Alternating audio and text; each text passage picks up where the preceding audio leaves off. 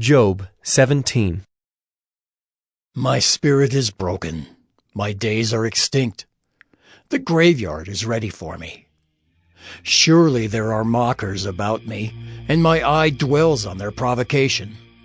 Lay down a pledge for me with yourself. Who is there who will put up security for me?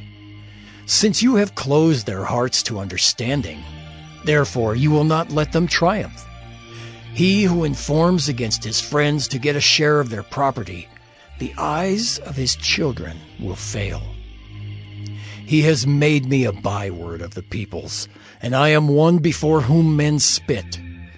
My eye has grown dim from vexation, and all my members are like a shadow. The upright are appalled at this, and the innocent stirs himself up against the godless.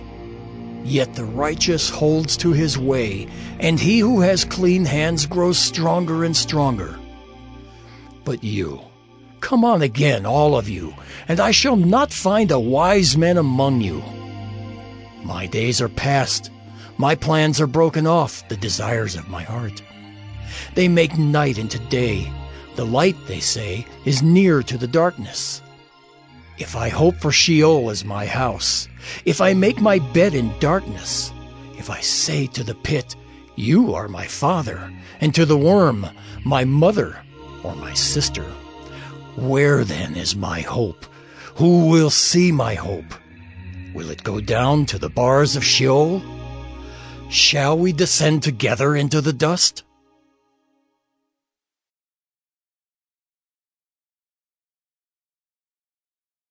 Job 18. Then Bildad the Shuhite answered and said, How long will you hunt for words? Consider, and then we will speak. Why are we counted as cattle? Why are we stupid in your sight? You who tear yourself in your anger, shall the earth be forsaken for you, or the rock be removed out of its place? Indeed, the light of the wicked is put out, and the flame of his fire does not shine. The light is dark in his tent, and his lamp above him is put out. His strong steps are shortened, and his own schemes throw him down. For he is cast into a net by his own feet, and he walks on its mesh. A trap seizes him by the heel, a snare lays hold of him. A rope is hidden for him in the ground, a trap for him in the path. Terrors frighten him on every side, and chase him at his heels. His strength is famished, and calamity is ready for his stumbling. It consumes the parts of his skin. The firstborn of death consumes his limbs. He is torn from the tent in which he trusted, and is brought to the king of terrors. In his tent dwells that which is none of his. Sulfur is scattered over his habitation. His roots dry up beneath, and his branches wither above. His memory perishes from the earth, and he has no name in the street. He is thrust from light into darkness and driven out of the world. He has no posterity or progeny among his people, and no survivor where he used to live. They of the west are appalled at his day, and horror seizes them of the east. Surely such are the dwellings of the unrighteous, such is the place of him who knows not God.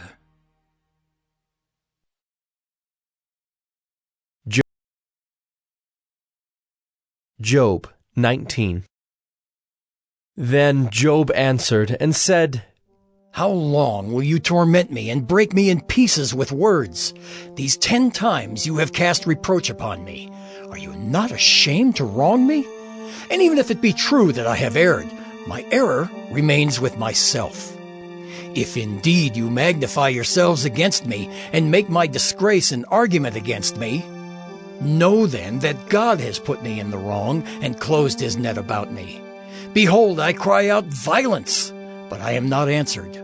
I call for help, but there is no justice. He has walled up my way so that I cannot pass, and he has set darkness upon my paths.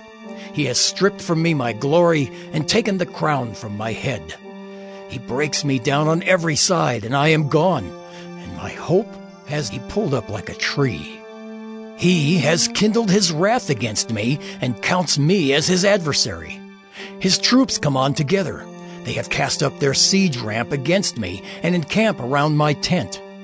He has put my brothers far from me, and those who knew me are wholly estranged from me. My relatives have failed me. My close friends have forgotten me. The guests in my house and my maidservants count me as a stranger. I have become a foreigner in their eyes. I call to my servant, but he gives me no answer. I must plead with him with my mouth for mercy. My breath is strange to my wife, and I am a stench to the children of my own mother. Even young children despise me. When I rise, they talk against me. All my intimate friends abhor me, and those whom I loved have turned against me. My bones stick to my skin and to my flesh, and I have escaped by the skin of my teeth. Have mercy on me.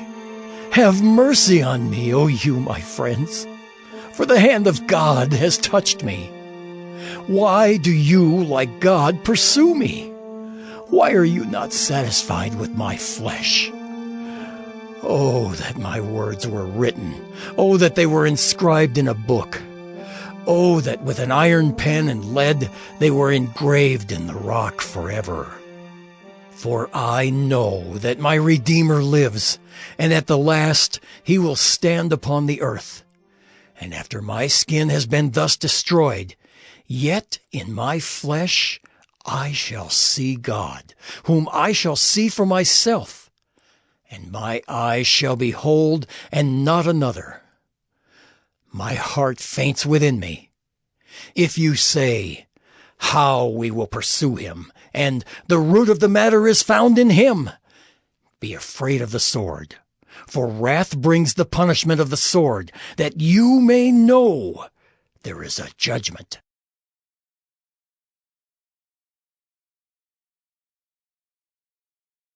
Job 20. Then Zophar the Naamathite answered and said, Therefore my thoughts answer me, because of my haste within me.